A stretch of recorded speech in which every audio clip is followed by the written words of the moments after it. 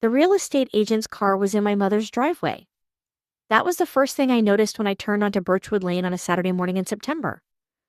A white sedan I did not recognize was parked in front of the house where I had grown up. A woman in a blazer was standing on the front porch, taking photographs with a professional camera while my father's new wife, Renee, stood beside her, nodding at something being said. I sat in my car at the curb for a moment. My father had been dead for 6 weeks. My mother had been dead for 2 years. And Renee was standing on the porch of my mother's house with a real estate agent. I turned off the engine. I reached into my bag. I found the document my mother had given me 18 months before she died.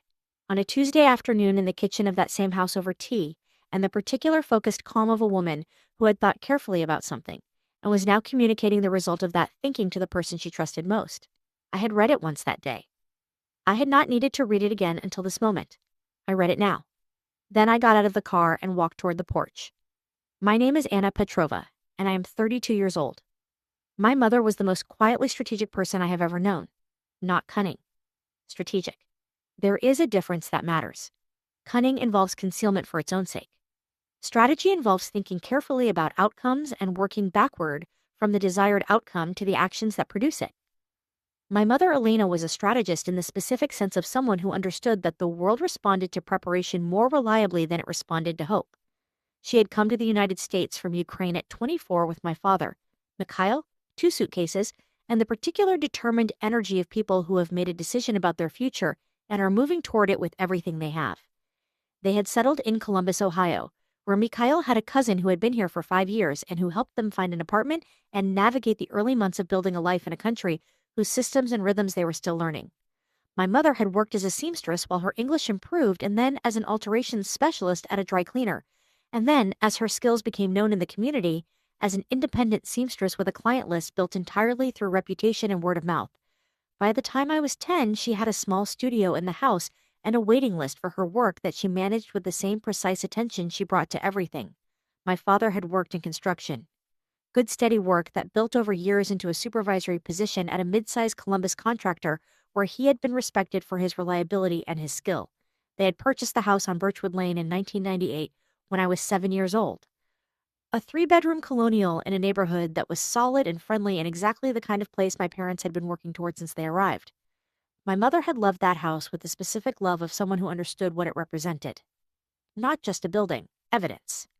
Evidence that the decision they had made at 24 had been the right decision. That the work had produced what work was supposed to produce.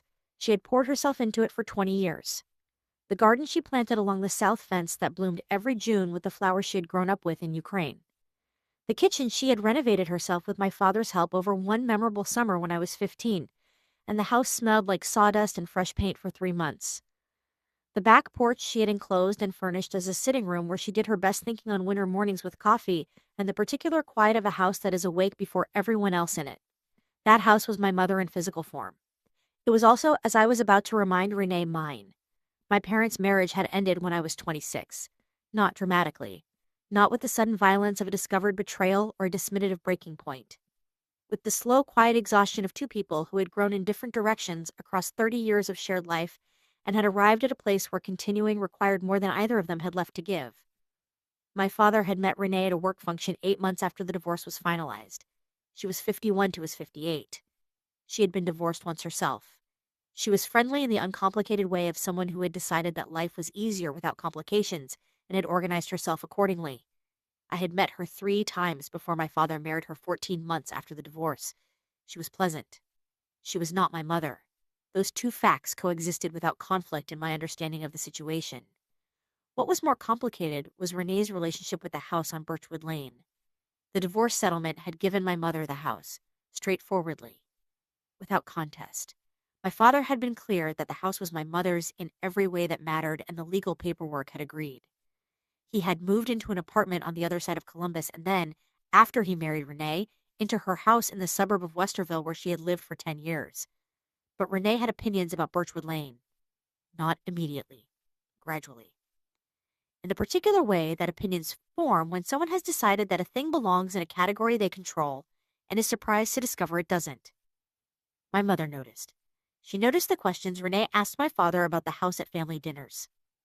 The interest in its condition and its value, and what my mother planned to do with it eventually. The particular quality of attention that is not casual curiosity, but something more organized. My mother said nothing in those settings. She called me instead. The call came on a Tuesday afternoon in March, 18 months before my mother died. I was at my apartment in Cleveland, where I had been living for 4 years, working as a hospital administrator. My mother called at 2 in the afternoon, which was unusual. She typically called in the evenings because she knew my work schedule and was considerate of it. I answered immediately. She said she wanted to talk about something she had been thinking about. I drove to Columbus that weekend. We sat in the kitchen of the house on Birchwood Lane with tea and the particular focused attention she brought to important conversations. No distractions, no half attention, the full presence of someone who understood that certain things deserved the full presence they required. She told me she had been to see an attorney. His name was Robert Gallagher. He had handled legal matters for our family for years. The kind of Columbus attorney who had been in practice long enough to have seen everything, and who communicated with the unhurried precision of someone who had stopped being impressed by complexity. She had asked Robert about the house, specifically about what would happen to the house if she died before my father and whether Renee would have any claim on it through my father's estate. Robert had explained that the house was solely in my mother's name following the divorce settlement. That, as her sole heir, I would inherit it directly upon her death. That my father had no claim. And that Renee, as my father's wife, would have no claim through my father since he had no ownership interest in the property.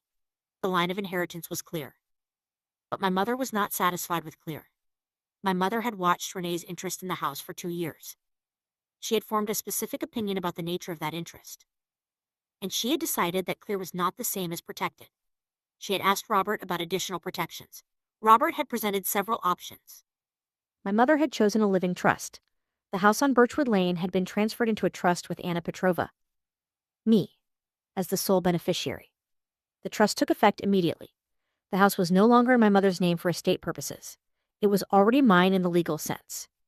My mother retained the right to live in it for the remainder of her life as the trust specified. But ownership, actual documented ownership, had already transferred. If my mother died, there was no estate proceeding required for the house. It passed directly, cleanly, without going through probate, without creating a window during which competing claims could be lodged. She explained all of this to me at the kitchen table. Then she slid a folder across the table. Inside was a copy of the trust document, a copy of the updated deed showing the trust as the holding entity, a letter from Robert Gallagher confirming the structure and providing his contact information. She said, "Keep this somewhere safe. You will know when you need it." I kept it somewhere safe. I needed it 18 months later on a Saturday morning in September when I turned onto Birchwood Lane and saw a real estate agent on the front porch. My mother died in March, ovarian cancer, diagnosed in November, gone by March. The particular brutal speed of certain illnesses that does not give you the time you feel you deserve, and that leaves grief with no preparation underneath it. Nothing to break the fall. She died at home, in the house on Birchwood Lane. In the sitting room she had enclosed from the back porch. On the daybed she had moved in there during the final weeks because she wanted to die looking at the garden she had planted along the south fence. I was with her. I had moved back to Columbus in December when it became clear that November's diagnosis was not going to produce a good outcome and had worked remotely from the house on Birchwood Lane for the last 4 months of my mother's life. We had those 4 months. I want to say that clearly because the story I am telling involves loss, and I do not want the loss to obscure what preceded it. We had 4 months of the particular closeness that serious illness sometimes produces. Every ordinary thing made more vivid by the knowledge that the ordinary things were becoming finite. We talked about everything during those months. About Ukraine and Columbus and the house and the garden and her clients and her work and the specific pleasure she had always taken in making something beautiful and precise out of raw material. About my father and Renee and what she thought about the situation with a frankness that she had not always permitted herself when the situation was more active. She said she did not dislike Renee. She said she simply did not trust what Renee wanted. She said she had taken care of it. I knew what she meant. I had the folder. My father died 6 weeks after my mother. Not from grief exactly, though grief was certainly present.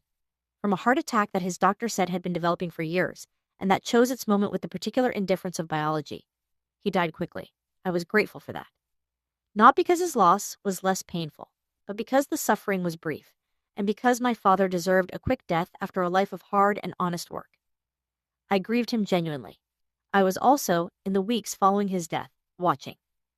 Watching Renee navigate the estate. Watching the particular way she moved through the practical tasks of widowhood with an efficiency that had a specific quality to it. Not the efficiency of someone simply managing logistics, but the efficiency of someone who has a plan and is executing it. I said nothing. I watched.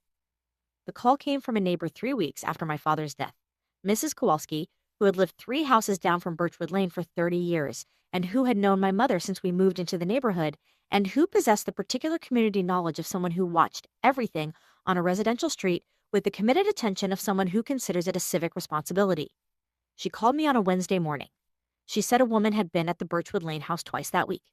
She said the woman had walked through the house with a measuring tape. I said thank you to Mrs. Kowalski. I called Robert Gallagher. He confirmed what I already knew. The trust structure was intact. The house was mine. No action by my father's estate or Renee individually could affect that ownership. But I also knew what I was about to see on Saturday morning when I drove to Columbus. I knew because I knew the shape of Renee's thinking and because a real estate agent with a measuring tape is not preliminary research. It is preparation for a listing. I drove to Columbus on Saturday. I turned onto Birchwood Lane. I saw the white sedan. I got out of the car. Renee saw me coming up the front walk. Her expression moved through surprise and then a recalibration that happened quickly. The adjustment of someone who was not expecting this variable and was processing how to manage it. The real estate agent, a woman in her 40s named, I would later learn, Karen Whitfield, looked between us with the particular neutral attentiveness of someone who has encountered unexpected family dynamics in her professional capacity before and has learned to wait for clarification. Anna, Renee said, I didn't know you were coming.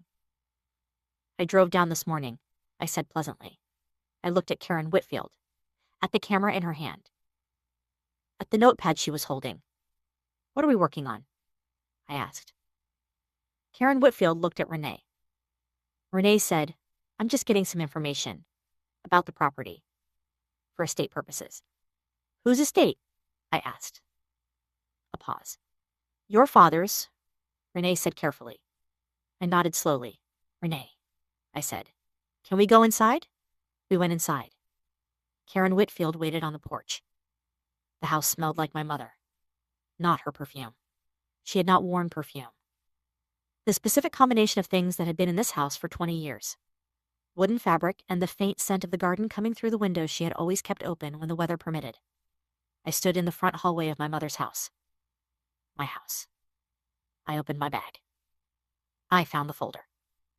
I removed the trust document and the updated deed. I held them out toward Renee. I think there may be some confusion about this property, I said. About who it belongs to. Renee looked at the documents without taking them. Your father's estate includes this house, she said. Her voice had a careful quality now. The voice of someone who is prepared for a conversation and is finding that the preparation was based on incorrect assumptions. It doesn't, I said. The house was transferred into a living trust 18 months before my mother died. I am the sole beneficiary of that trust. The transfer was completed and recorded before my mother's death. My father had no ownership interest in this property at the time of his death. Renee stared at the documents. He had no ownership interest, she repeated. The divorce settlement awarded the house to my mother in 2020, I said. My mother transferred it into a trust in 2022. The trust deed is recorded with Franklin County. Robert Gallagher handled the paperwork. His contact information is on the cover letter if you would like to verify. Renee was very still. She had the expression I had expected. Not the dramatic pale of movies. The specific stillness of someone whose plan has just encountered a fact it did not account for and who is processing the implications of that fact in real time. Your mother did this? She said finally. Yes, I said. She did. When? 18 months before she died. Renee looked at the hallway around her. At the house she had apparently believed was going to become part of an estate she controlled. She knew, Renee said. I looked at her steadily. My mother knew a great many things, I said. She paid attention. The conversation ended within 15 minutes.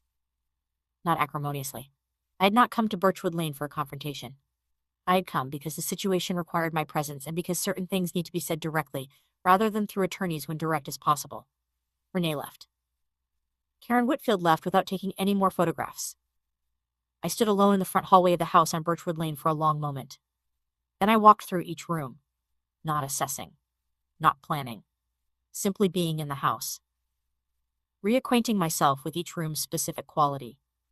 The way the kitchen light came in from the east in the morning, the sound the third stair made on the way up, the particular smell of the sitting room my mother had enclosed from the back porch where she had spent her best winter mornings with coffee. I sat in the chair where she used to sit. I looked at the garden through the window. The flowers she had planted along the south fence were still there. September flowers. Different ones than June. She had planned the garden for continuous bloom across the seasons so that there was always something out there doing what it was supposed to do.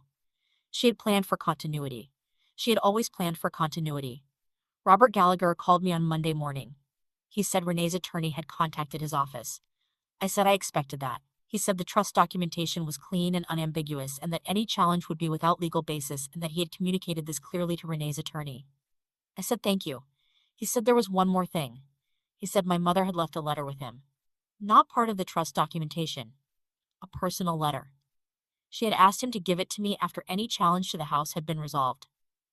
I drove to his office on Wednesday. He handed me the envelope. My mother's handwriting on the front. For Anna. After. I sat in the parking garage of Robert Gallagher's building and opened the envelope. My mother had written 2 pages. She wrote about the house, about what it had meant to her and what she wanted it to mean to me, about the garden and the sitting room and the kitchen renovation and the specific pride of having built something beautiful from the ground up in a country that had not been hers until she decided to make it hers. She wrote about Renee, not angrily, accurately. She wrote that she had watched Renee look at the house for 2 years with the specific attention of someone who had decided it belonged in a category she controlled. She wrote that she had found this clarifying rather than upsetting, because clarity was always preferable to ambiguity when you were deciding what preparations were necessary. She wrote that she had made the preparations. She wrote that she hoped the letter arrived in a context where the preparations had worked, and that if it arrived in a context where they had not, I should call Robert immediately because he had additional documentation she had prepared for exactly that contingency. That was my mother. She had additional documentation for the contingency where the primary documentation was insufficient. She had thought of everything. The last paragraph was not about the house or Renee or the trust or the documentation. It was about me. She wrote, Anna, I want you to live in this house if it suits you and to sell it if it doesn't, and to make whatever decision about it fits the life you are building. I did not protect it so that it would be a burden. I protected it so that the decision would be yours. That is the only thing I ever wanted for you, that the decisions would be yours. I sat in the parking garage for a long time after I finished reading. Then I called my best friend Marta, who had known my mother since we were 12 years old, and who answered on the second ring with the particular readiness of someone who knew I was at Robert Gallagher's office and had been waiting. I told her about the letter. She cried. I did too. We stayed on the phone for 40 minutes, without saying anything particularly important, and that was exactly what was needed. I moved into the house on Birchwood Lane in November. I had thought about it the way my mother would have wanted me to think about it. Without sentimentality distorting the practical assessment, and without practicality crowding out the things that were not practical, but were real. The practical assessment was that the house was paid off, that Columbus was a city I knew and had professional connections in, and that my hospital administration experience was transferable to the Columbus healthcare market, which I confirmed through 2 conversations with colleagues before making the decision. The non-practical things were harder to articulate, but not less real. The house was where my mother had become who she was in this country, where she had built her work and her garden and her sitting room and her 20-year client list, where she had raised me and renovated the kitchen and planted flowers planned for continuous bloom. It was where she had died looking at those flowers. It was mine because she had made it mine deliberately, not by default, not through the ordinary sequence of inheritance. Through an active choice made 18 months before she died on a Tuesday afternoon over tea in the kitchen after thinking carefully about the outcome she wanted and working backward to the action that would produce it. She had protected something that mattered because she understood that the things that matter require protection before they need it rather than after. I lived in the house that protection produced. Every morning I made tea in the kitchen she had renovated and looked out the window at the garden she had planted for continuous bloom and felt the particular weight of being in a place that was specifically and deliberately mine. Renee had never contacted me again after the Monday when Robert Gallagher spoke to her attorney. I did not expect her to. I also bore her no particular ill will. She had wanted something that was not hers to want. She had not known it was not hers because my mother had not told her. My mother had not told her, because my mother understood that certain protections work best when only the protected party knows they exist. That was strategy, not cruelty. Strategy. My mother had been a strategist. She had been one in every room she had ever occupied and in every decision she had ever made, including the last significant one, which had been made 18 months before her death on a Tuesday afternoon in a lawyer's office on the east side of Columbus, Ohio. She had protected the house. She had given me the decision. That was the gift, not the house itself. The decision about what to do with it. I had decided to live in it. I had decided to tend the garden. I had decided to enclose nothing from the back porch, because the sitting room was already enclosed and was already full of the specific quality of my mother's presence and needed nothing added to it except the person sitting in it. I sat in it every morning, with tea, looking at the garden, doing what my mother had done in that chair for 20 years, thinking carefully about things. I am 32 years old, and I live in my mother's house, and every June the flowers bloom along the south fence the way she planned for them to bloom. She planned a great many things. She planned the garden for continuous bloom. She planned the trust for clean transfer. She planned the letter for after. She planned the additional documentation for the contingency where the primary documentation was insufficient. She thought about the future the way engineers think about structures, load-bearing points, failure modes, the specific places where things were most likely to go wrong, and the reinforcements required to prevent that going wrong from producing collapse. The house was a structure she had built carefully for 30 years. She had reinforced the parts most likely to fail. Renee was a load the structure had not been designed to bear. My mother had assessed that load. She had added the necessary reinforcement 18 months before the load arrived. The structure held. It is still holding. I am living inside it. There is something I want to say to anyone who has something worth protecting and who can feel the particular kind of attention on it that suggests someone else has decided it belongs in a category they control. Trust that feeling. Not anxiously. Practically.